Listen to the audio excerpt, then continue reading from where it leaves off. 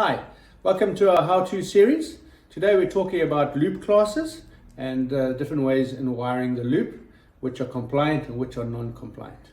So when wiring your fire loop on an addressable panel, you need to go out, go through all the devices and then come back to the panel. This is called an A-class loop. If you notice on my terminals, I've got my positive, my negative and my screen. On the Kidde Excellence panel, the screen must be connected on one side only, but your screen must be continuous. So if I look at all my devices, I have my positive, negative, and your screen. You'll notice the screen is on this little green terminal, and it comes in and goes out.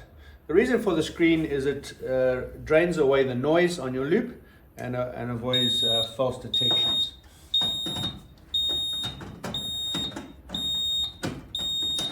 Obviously, I've just disconnected a device, so that's why it is beeping, so I'm going to take that off.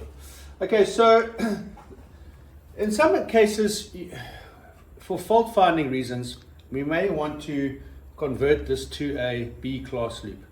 B-class is useful in trying to find faults, especially if you have a break in the cable.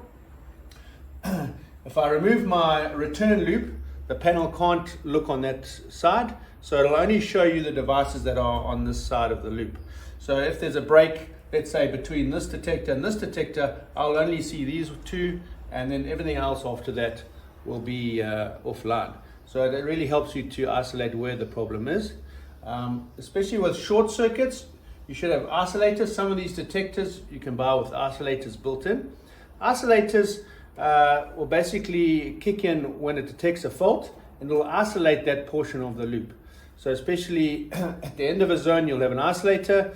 At the end of the next zone, you'll have an isolator. So just that zone will be isolated. So it's also useful for picking up faults. So obviously the compliant way of wiring this is an A-class loop, which goes in, out, through all your detectors and comes back to the panel.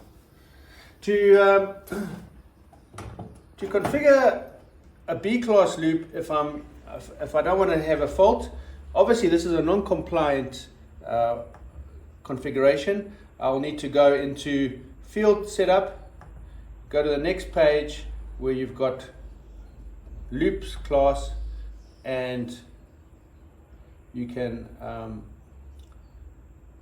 change it. You'll say they're all in A-class configuration. I'll say on my loop one will be a B-class, enter, exit, back, and apply that change. Then it won't look for that return.